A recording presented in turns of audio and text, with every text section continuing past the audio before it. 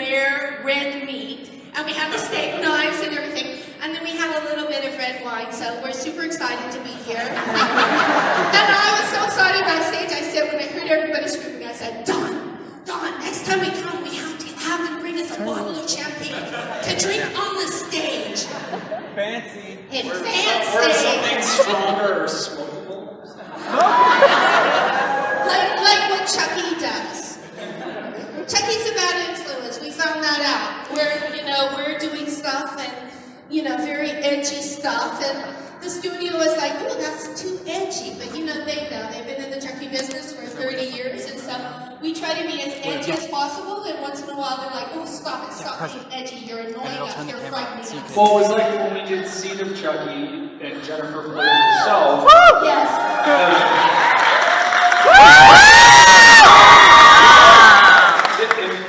Obviously I had to run this idea by Jen first, and she was like, oh, that sounds awesome. She was going to play. But the first draft, she was really more kind of unlikable. I was horrible. And then in the studio said, I think you gotta bring this back a little. They said she's so unlikable, because I was like, oh my god, can I be a horrible diva from hell and very narcissistic and self-centered? As long as you're making a movie about me, I feel like it should be very realistic, right? And then the studio goes, well, she's the lead of the movie, and she's just so awful. They said, can't you be really sweet? And then all her friends are dying around her, and she doesn't know why, and she's frightened. And Tom goes like, no. I think of this movie like that called I Know What You Did Last Summer or Scream. Like the sweetest person always survives, but I feel in the Chucky genre, the most horrible person should survive, because who survives? Who survived through 7 Chucky movies? Chucky! Chucky's the only one that's still alive through 7 movies. Thanks, Sam. Yes. I'm especially enthusiastic because, I'm getting onto my senior years, and whenever I see John, I want to remind him how incredibly exciting I am, so he doesn't write me out of the next Chucky movie. That would be tragic. Thank you. The monkey glands are working. That's a life bullet's ever wrong. I don't actually use monkey glands, but I have about 5 inches of makeup on right now. So, you are the moderator, tell me. You're doing great, Tony. Thanks. So, what can you tell us about Cult of Chucky without getting in trouble? Let's see. No. Okay. Shut up. Okay, That's cricket noises. Cult of Chucky. You guys have seen Curse?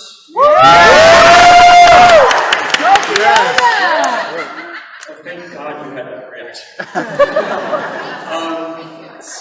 So Cult of Chucky picks up the story of Nika after the bloodbath that happened in the last movie, and Nika has taken the rap for all of Chucky's murders, and she's been sent to a mental institution, and after 4 years of electroshock therapy and drugs and whatnot, the doctors have convinced her that Chucky was just a delusion. She actually murdered her whole family. Yeah, it's like, couldn't get any worse. No, but it's a cool prescription for suspense, right? Because we in the audience are thinking, no, you were right the first time. Then her doctor complicates matters by introducing into her group therapy sessions a new therapeutic tool, Chucky doll. So, one of the things.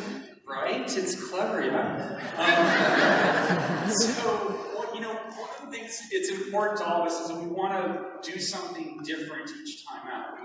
We don't want to keep making the same movie. So whereas with Bride and Seed we had gone in a comedic direction, and then with Curse we brought it back to more traditional horror roots, and that movie was kind of took a page from Agatha Christie and old dark house movies.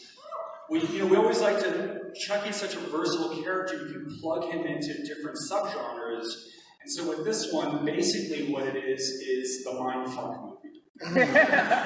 It's really kind of Chucky meets Inception, because you're dealing with a bunch of characters whose perception of reality is altered by their madness, by by the drugs that they're on, by hypnosis, by dreams. So this movie, as distinct from all the other ones, is, or at least our hope is, it's intended to be very hallucinatory and surreal.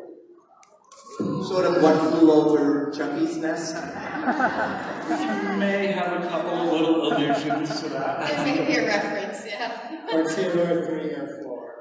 It's very terrifying, horribly terrifying, has lots of surprises for the dedicated Chucky fans, which I know you all are. It's fitfully sexy. Whenever Tiffany enters, it's a little bit sexy. And you guys are going to love it. It's really, really fantastic. And you'll see there's references to other movies because Don Mancini loves horror movies, so... Like all of us. Yes, yes. So he's sort of incorporated, it's not called stealing, it's called homage. He's incorporated homages to great horror films that have come before. We have lots of Brian De Palma. Oh, nice. Tony, this is your 3rd Chucky movie in a row. Can we expect anything different with the puppet, the animatronics, the puppetry?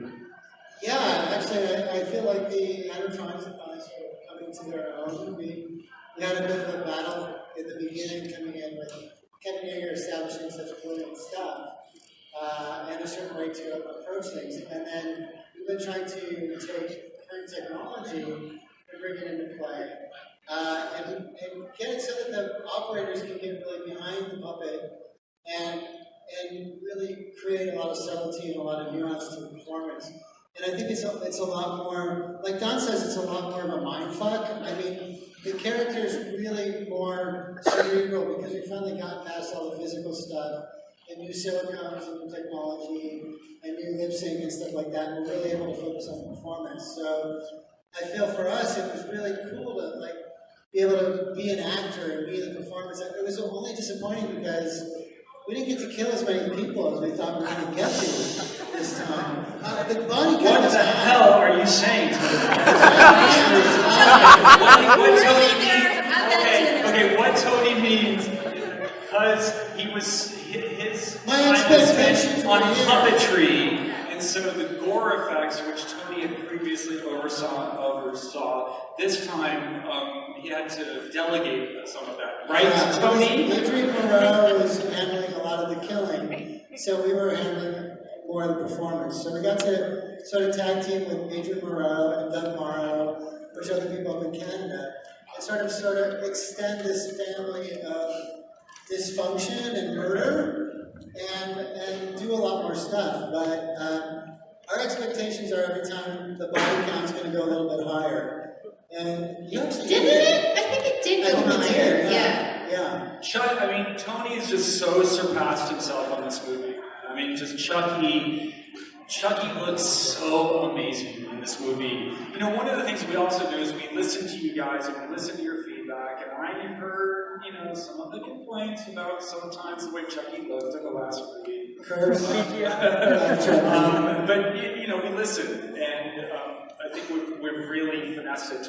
Tony's just done such an amazing job, and also all the gore effects in this movie, and Adrian Moreau, who's an Oscar nominee, this is definitely the goriest of all the movies. And that wasn't even necessarily my goal. It wasn't something I set out to do, but it just kind of turned out that way. But it's also, I think, the most disturbing. I mean, a lot of the work on this movie reminded me of Dick Smith. There's just it's just almost beautiful in how disturbing it is. Also, too, the way it's presented, the way that The way it's directed, yeah. Yeah, the way it's directed. Yeah, good job. Easy directing. The cinematography is really beautiful in this film. Except for when they do the close-ups on me, and then it's like horrifying. Our director of photography was the same guy who did the last movie, Michael Marshall. He also worked with him on Hannibal. He's amazing. Also, Chucky looks really different than the last few movies in a way that I feel like is going to surprise people. He's different, and I hope you guys like it because I think it's so much creepier and better. when I did Seed of Chucky, they said to me that Tony had came aboard on Seed of Chucky, and he had so many more muscles in his face. And I remember at one point they said, Chucky has 156 muscles in his face, and Tiffany only had 32. So Chucky had so many more expressions than Tiffany. And I thought that was a little bit sexist. That's some wrinkle bullshit. Yeah, what is that about, Tony? And also, Tiffany looks like 3 times as old as Chucky. Chucky's like adorable. And That's why he needs more motors. Tiffany looks so much better. There's so much less to do. Tiffany looks a little haggard, but I have to say. But anyway, I really love Tony because he was on the show, and the first time I did a Chucky movie, they promised me I was going to get a doll. And then when I finished the Chucky movie and I was holding up my hands, they're like, doll? What the hell? These dolls belong to the studio. And Tony said, and I don't know if I should be telling this, he said, Jennifer, you work so hard, you really should have a doll. So he gave me my Tiffany doll. And we have so much fun at home. I dress Tiffany, I am dressed her. We play poker, we watch TV together. We have conversations, that's all I'm going to say. But Tony gave me a friend. I have a friend. Well, we were like an item in Seed, so I felt. Yeah, remember Jennifer Another kissed her lesson. decapitated head. That really confused, Yes, I do. that confused my kids a lot, I have to say, just so you know. Don said, Jennifer, in this movie you're going to kiss Tony. And I was like, oh, I can't kiss Tony. I have a boyfriend. He said, okay, you're going to kiss Tony's decapitated head. That is fake news. That did not actually happen. That would be funny, but listening to the dead silence in the audience after I realized at this point it is not funny. Look at all the Chuckies in the audience. You Uh, see them all? Awesome. Someone take a picture of us on the stage. Do we have Chucky tattoos? Sometimes making the movie just felt like an expensive bar for Jennifer's Instagram. That's really what this is all about. All right, I'm going to look like I'm saying important things. Oh, this is- No, I'm just laughing like, oh, we're good. So what do you guys think of us? Right there. Okay. Now let's do like we're talking. We just did this twice at the restaurant, by the way. Oh, it's Tiffany! Hi, Tiffany! Oh my Hi, God, Tiffany! so great. Chucky fans are the coolest, man. I swear, of all the franchises, they're all jealous of us. And we found out today that on social media, on Facebook, Chucky has more fans than Annabelle. I was Isn't it any other franchise? Any other horror franchise? Yes. Conjuring, Yes. Nightmare on Elm Street, Friday the 13th, and It.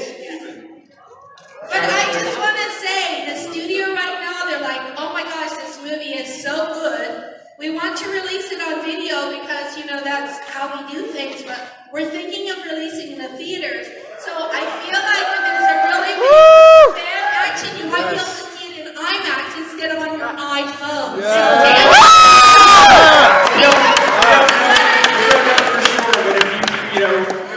Right Universal. Tell them how you want to see it. Well, I'm having too much fun up here. Why don't you folks ask some questions? we love you! Yes. We love you! I think Fiona has to do a little bit of talking about. Fiona's been talking for a little About her She talks everybody's ear off. She's fine. She's just a crime mark. Fiona, tell us some more facets of your character we see explored in Cult of Chucky. I don't know. I've become really good friends with Dawn since the last movie, and I feel like it's having your really close friends that's writing you like scenes of self-flagellation. He's just like, and then you're weeping, and then the person we love most comes and tries to, it's just over and over, just these horrible torture scenes. And you're like, cool, thanks for giving me a career. This is going to be great. And then you fly to freezing cold Winnipeg, and when we got there, it was negative 45, which is the same in Fahrenheit as it is in Celsius, negative 45. And then we actually had a really good time. Yeah, I actually had the time of my life in this movie. Except blood freezes at minus 40. blood in your eyeballs, and you get frostbite in 90 seconds of exposed skin if you're not moving. There was actually a scene where blood was. Blood freezing. We had a little meeting beforehand where we ate raw meat, and Don was going to tell us what we could and could not talk about. And we just thought, this is a really good opportunity to have wine on Don Mancini's credit card.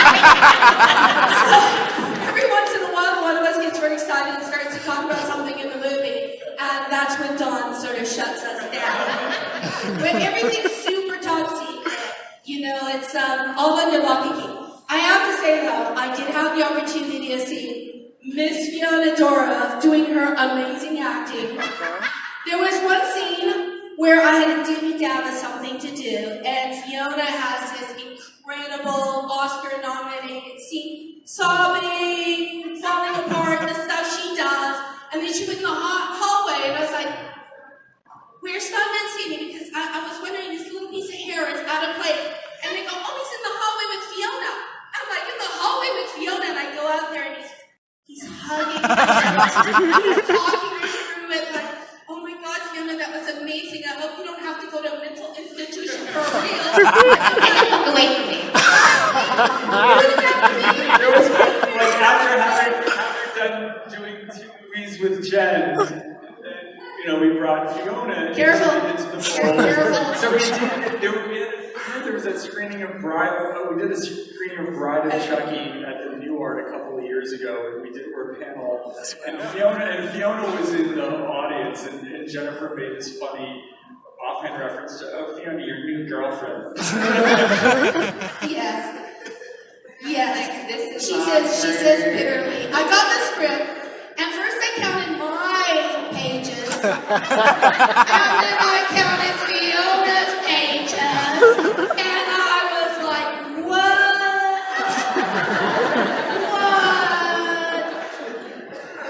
Heaven's amazing. She's amazing. Win-win for everybody. They're both awesome in the movie. So, Jennifer, we're going to see more of you in this one, unlike the last one. Yes. There's more of you. There's a little bit more of me in this movie. I got a lot more. The last movie was just, you know when you go to a really fancy restaurant and they put a little teeny tiny scrap of something next to a little tiny flower and they say, this is an amuse bouche. That's a tiny little thing that you get for free because it whets your appetite for the fantastic meal to come.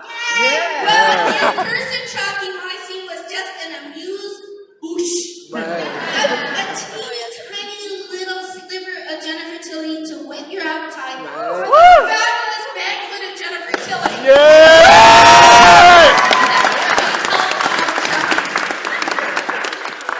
The fact is, we missed her on the last movie. She only worked 1 or 2 days, and we missed her. So it's like, it just didn't feel right. It was so quiet. Yes. Who else do we have in this movie that might be a throwback and fan favorite? Alex! Alex is amazing. He's really good. He's really good. Yeah. What do you guys see? He has some amazing scenes there. People who remember Alex as a little boy in his footy pajamas being terrorized by Chucky are going to be astonished when they see this movie. He's a badass man. I'm not giving anything away. He has a beard. You all follow the Chucky. He has a beard. And he is one mean motherfucker. All right. I mean, one of the fun things in putting this together is just, I wanted to see, like, what would happen if these various characters from disparate parts of the universe all collided? What would happen? And it was important to me that it didn't just seem perfunctory, and it wasn't just like a little cameo or one-off. I wanted to see what happens if you put these characters together, and you know, it's like locking them in the cage and just like stepping back and see what happens. It was a lot of fun. Did any of your work on Animal lead into Cult of Chucky? Yeah, I think so. Yeah. Tight with that for. Well, you know, this takes place in a mental asylum, and one of the major characters is Nika's psychiatrist, who's played by a great actor named Michael Terrio. there were times I was conscious of setting up shots when she's in therapy with him, where I have them in the two chairs in tableau, against the fireplace. I'm going, why does this look so like? Oh shit, we're getting it off. We'd be like Hannibal. I was just sort of like dopamine proud. Which my ex-boyfriend also worked on, and I was like, all right, enough with it. Oh, really? I didn't know that. One of the things is, when you're editing a movie, and it turns out the bane of your existence is actors' blinks when you don't want them. I mean, it sounds like a little thing, but it's actually really important. Like a blink at the wrong time can diffuse tension, but a blink at the right time, it's very meaningful. And so I was just like, sometimes, and that's on the last movie. I think so my annoying. main thing, This is the most annoying thing direction about of film is don't blink. Don't fucking blink. So Try not blinking for 90 seconds. Everybody in the audience right now. Wind machines and Do it. don't blink. Everyone's staring at you. Don't blink. So I was talking about this with Brian Fuller recently, and he was like saying, you just remove them digitally. We do this with Mads all the time. I was like, well, I didn't know that was possible. And now you know. So vindicated. He tweeted, the best bit of actor I could give to, advice I could give to an actor is don't blink. And I retweeted it because I thought he was being funny, and now I realize. Well, it is funny, but it's also true. But there are many aspiring actors in the audience. It's also, I should point out, it's like one of Michael Caine, if anyone has read his book on acting, which is great. I mean, it's something he talks about. He says, I never blink because it just makes the character seem stronger. I mean, I think that goes too far because so, like I said, sometimes a blink at the correct time. This is something that Tony and I do a lot with Chucky. We think like, what is missing here in the performance? And like, he needs a strategically deployed blink to kind of provide a padding to the next emotion or something. They're just weirdly important. I was literally on the set, and Don was directing the Chucky doll, and he said, can he blink his left eye once and then blink the right eye 2 times? And I was like, okay, this is why it's so difficult to work with Don. Because he treats actors like dolls. He's like, can you say that don't blink and then blink your left eye really quick, like twice?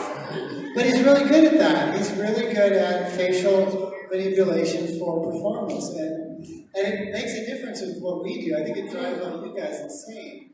But I think what we've taken away from it, and we've only been on the films for the last 3, is Don is the steady rock through the entire series.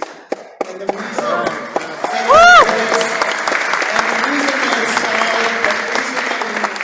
follow those characters is because Don stays true to the characters. And they don't do anything that's out of line to serve a story ever. They always operate based on who they are. And he always goes back to the studio and to us, and he knows who everybody is, and no, they wouldn't do this, no, they wouldn't do that. We would talk about a blink or whatever. He's like, no, Chucky wouldn't blink there. I mean, he literally knows each character inside and out, and he writes their voice, and he's true to that voice, and that's why the series has gone on for, what are we doing, 7? Yeah. And that's why Chucky is so realistic, too. None of the other ones have that. Yeah. Well, that's nice of you to say, but it's the whole group, really. I've done a lot of movies. Let me shout over you, Don, but I just want to say before I forget my train of thought. The Chucky movies are the happiest movies I've been on. Everybody wants to, and everyone's underpaid on a Chucky movie. Everybody wants to do everything for Don. I mean, they adore Don. He's our fearless leader. All right, continue, Don. Also, he's like a horror geek who's making horror movies. He loves horror movies. Yeah, there's just such a passion for it that I feel like His points he's of not reference. always present.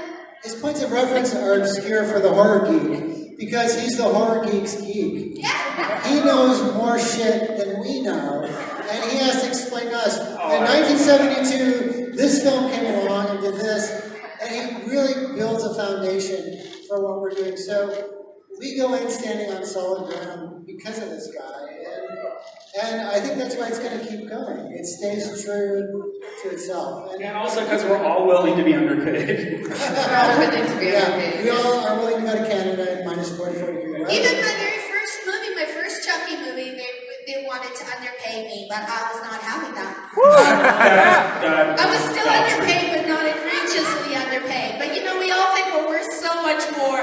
But now we get to this point in my career where I'm just so grateful and happy that he still wants to put me in the Chucky movie. And then I say, yes, I'm so excited you're putting me in the Chucky movie, but can I get paid a little more? Some things never change. But before we leave the blink thing, because I felt like it seemed like I was making fun of Dawn. It is really true that a blink is very important because I play poker, and there's a thing that a person does. It's called the slow hooded gaze. When they look at the cards and they don't like the cards the way they are, they'll close their eyes very slowly, and then they open them, hoping that they'll see something else when they reopen their eyes, and that's a very reliable tell. And so that's on poker. In poker, yes. You'll see this if you know somebody, if somebody walks in the room, they see something they don't want to see, they'll close their eyes, but it's a different kind of blink than a normal blink, and then they'll open their eyes again, hoping they'll see something else. Is that a tell? It's a tell. I have made so much money watching people with this tell, that's why I wear sunglasses at the poker. Right? See me blinking. Do we know that Jennifer Tilly is an incredibly accomplished professional poker player?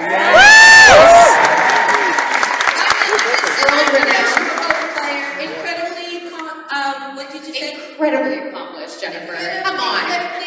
Which means basically that she has a head for math, which I don't have. That's just amazing to me because I mean, ever since I've known Jennifer, she's like when we're working on movies on set, she's like reading books about poker. And I was like, that seems kind of dry to me. But it's just, I mean, isn't that true that you have to have? You must know. Well, math. I failed math twice, but I'm very good at reading people, so I can tell when people are not being honest. So there's a lot of things people do at the table. They'll sit at the table very still and badass-like, and then their little finger will twitch just a little bit. And then I know they're bluffing because the twitch indicates fear.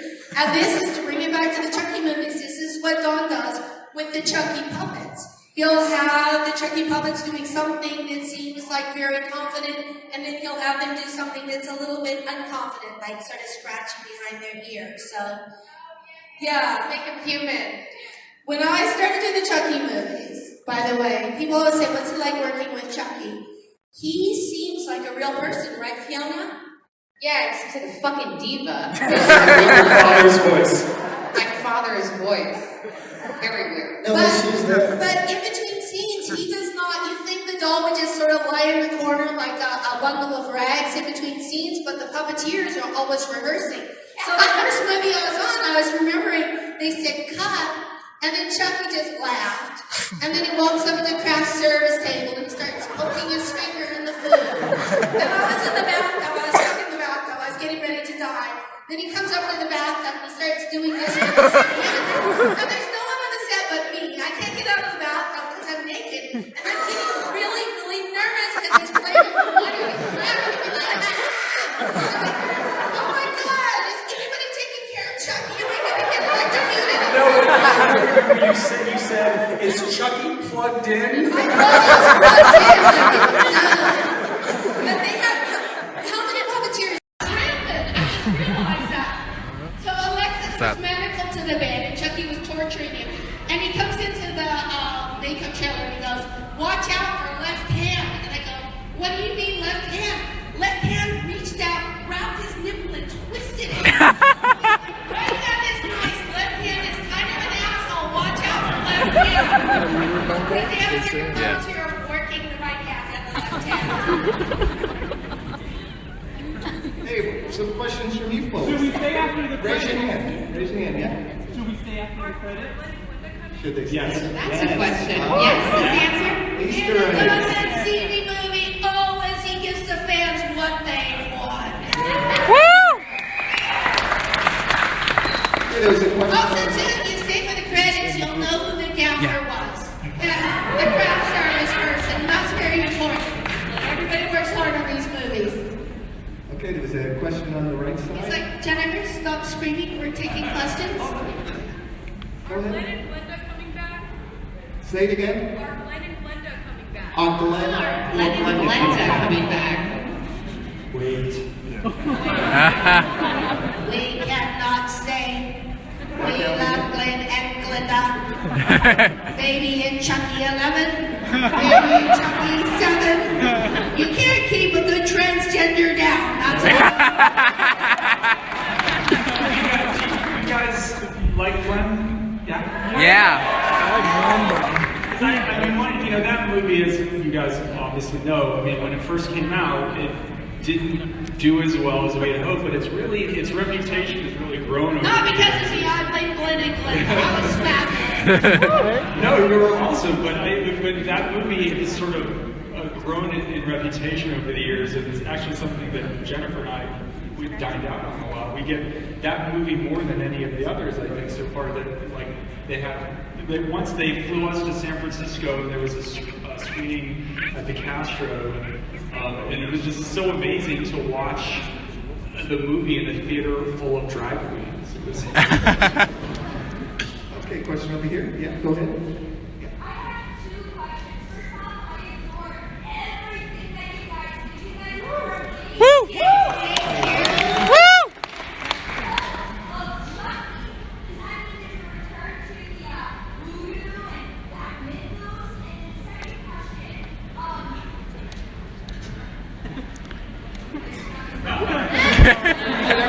question, Okay, I'll answer the first one. The answer is, gotta see the movie. I can't, the movie will answer that question. So what's your second question?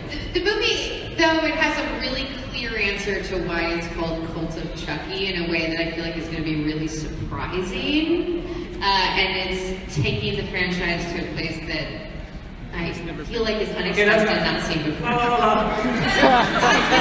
feel like it has a double meaning because I have traveled around the world.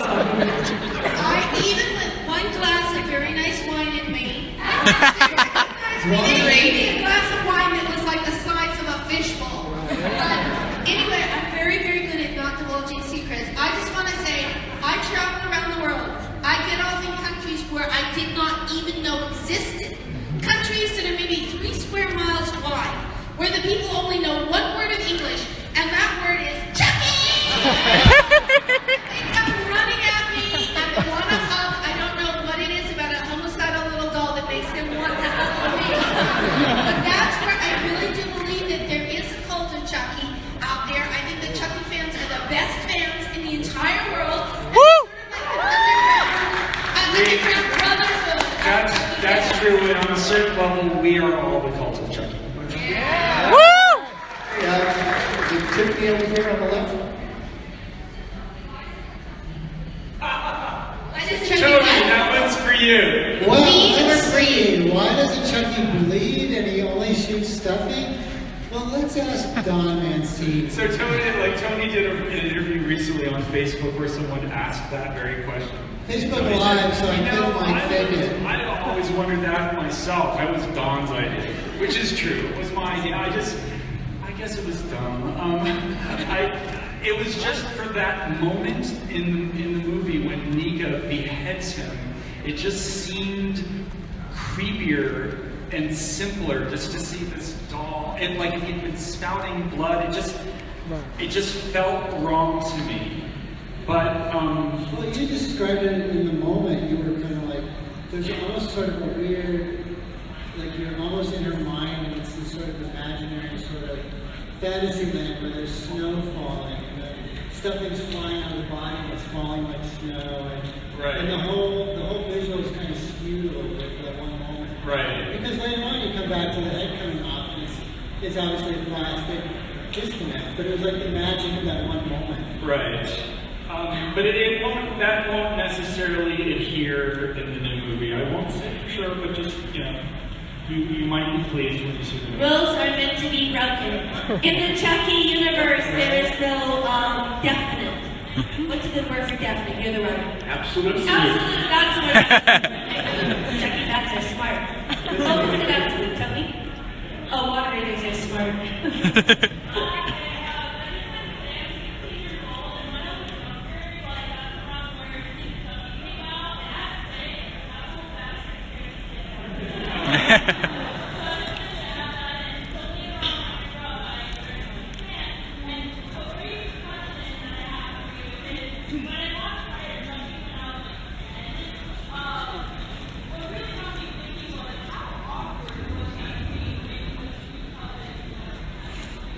Not at all. It was awesome. It was so much fun. But what was even more fun was the recording session with Jen and Brad. We had them record together, and so they were able to improvise a little bit. So one of my favorite lines in that little bit was improvised by Jennifer, where she. Wait, Chucky. Wait, do you have a rubber?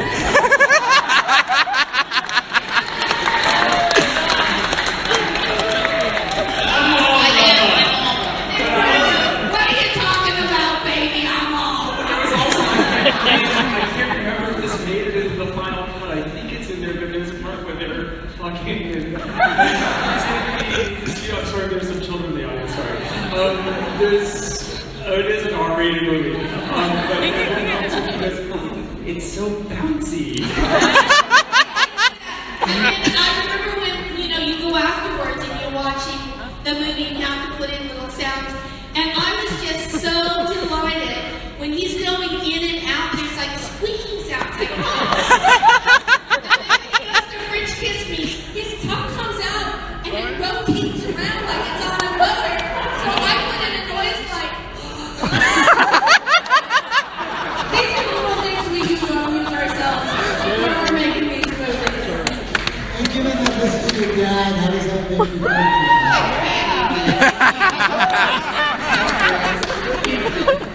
Nothing. It makes you feel nothing. Stop asking about all of you. I love you, my dad, Brad Torture me. Fun fact, I met Brad before Fiona did.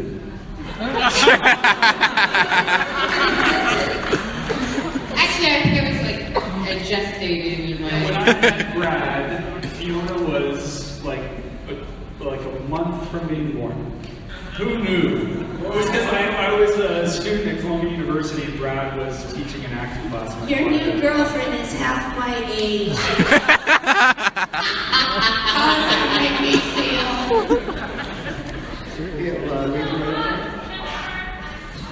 Yeah, she is.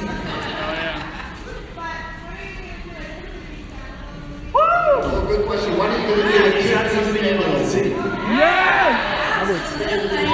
Noted. The continuing adventures of Tiffany. The continuing erotic You want to hold it? adventures. I figured out a question. Okay, is this a crazy idea? Tiffany, the homicidal slut. Alright, so Star Wars has a main storyline, and every other year they do an off story. Maybe everybody dies, maybe they don't. Can Chucky have an off story? Of course every he year? You know, you can like Rogue One, a child's play story. Again, email Universal. Yes, Facebook something. They actually look at Facebook. they do. I think Glenn and Glenda would be a really good animated show. Have you ever thought of that? Nickelodeon. Yes, I have. You cannot get any money for that idea. Oh. A guy in the center? Yeah, you. The Untold of Chucky is a huge success, and I know it will be. Any thoughts on a film after this? And is there any thoughts of bringing back Andy Barclay's mother, Catherine Hicks?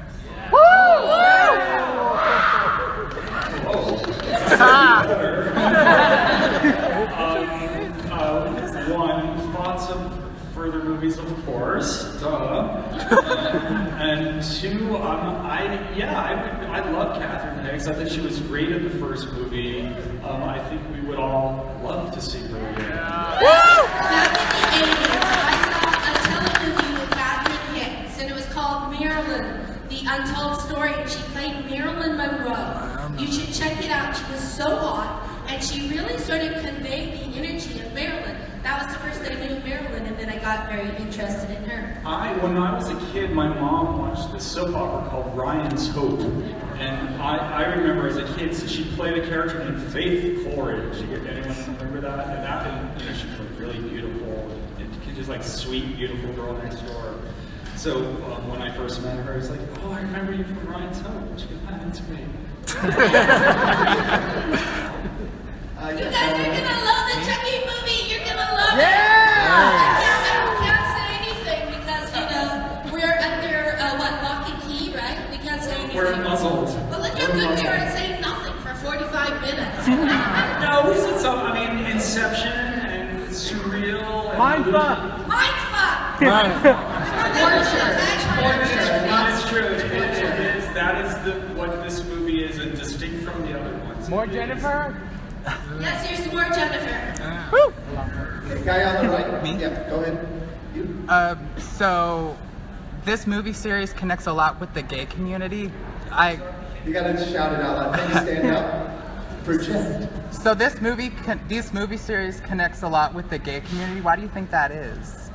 Why do the films connect with Well, the gay besides community? that, obviously.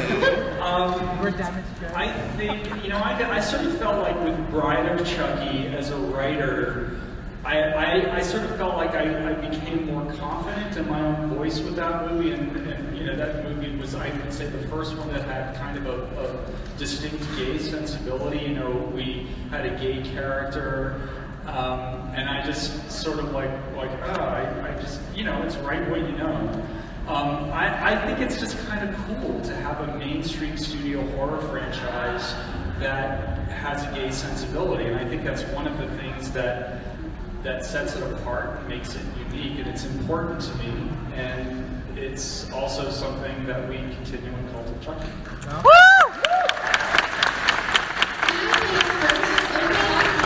Hot man in the movie, right? Like always. And he lures us in. He's like, Jennifer, if you're in the movie, I'll give you a really hot man to play your chauffeur. Or what was in Seed of Chucky? Bride of Chucky. There was another very hot man. What was his name? He was on Nick Stabile. Nick Stabile. So he always cast really hot men. And then a lot of gay icons, like he had John Waters. Alexa. Alexis Arquette, myself. Myself. And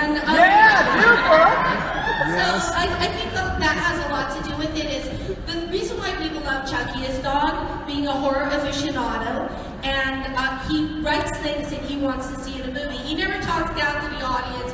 He's never like, oh, we're gonna churn out another sequel. He loves Chucky. He loves everything Chucky, and so he writes the movie that he wants to see. Because he is a gay man. I hope I'm not outing you. I hope your mother knows. Find me a date. Yeah, he does. I'm single now.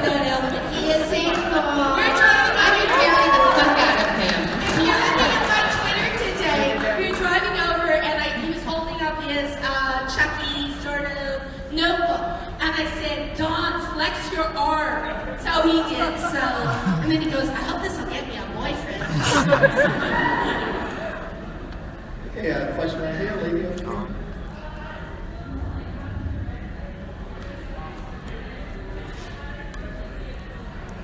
How does it feel to direct movies about serial killers and Jennifer without Playing serial killer. Oh, you first. Well, he's not real. I wouldn't want to direct a real killer.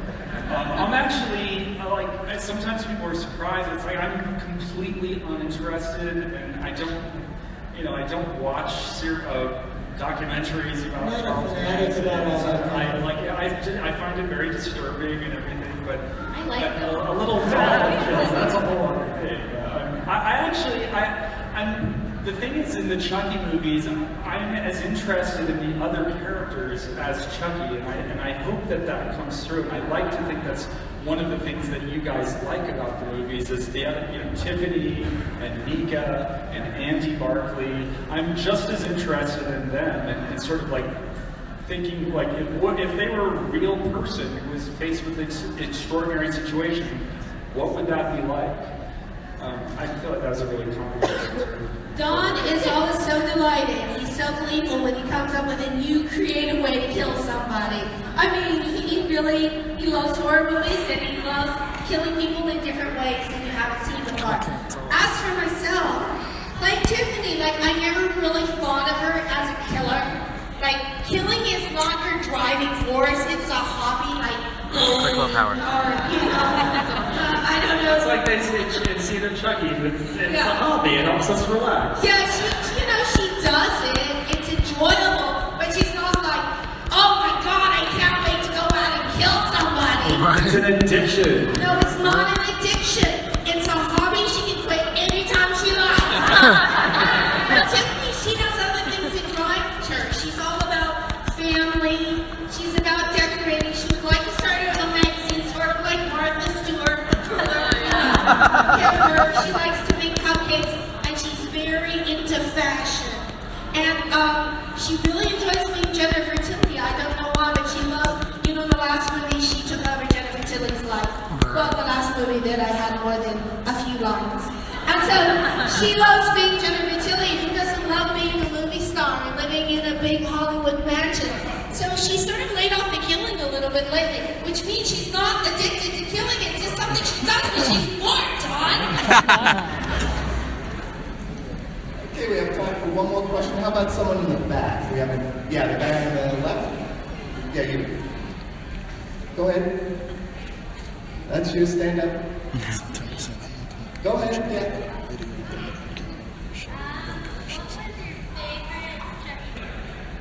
Say it again. What's your favorite Chucky? Tell me when you want me to end it, and I will. Right.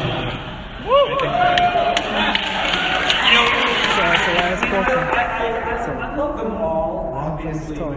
Partly Bride, I wasn't directing, so the experience of making it was a little more relaxed for me. We had this amazing director from Hong Kong, Ronnie Yu, cinematographer Peter Powell. We would just come on set every day. It's incredible lighting. And that was the movie where I met Jennifer. I wrote that role for her, but I hadn't met her before. And so as a writer, you do that all the time, and it never works out. And so I was just amazed. It's like, oh my God, she actually wants to do it. And then we became good friends. And so I think of that movie as it was such a special experience. And I was in Toronto for 9 months when we did it. And I was single and not directing, so I had time to go out. And so it was partly just the experience of it was so amazing that Bride has a special place in my heart. But Curse also, I felt like more confident as a director. On Seed, there were certain things I wanted to do that partly because of my own experience, partly just the vagaries of making the movie, I wasn't able to fully realize. But I feel like I took a step forward with Curse. I don't know if you guys agree, but it felt better to me. So that movie was very special, and I ended up meeting another great friend on that movie. I keep just getting lucky that casting these actors who are wonderful people and who are just great to have in my life, and then we all collaborate on these movies together. I mean, especially this one. I'm always like, what do you think if we did this? What do you think if we did that? They all contribute to the ideas, and it's really, Tony and I were talking about this at dinner. It's just really kind of a group family experience.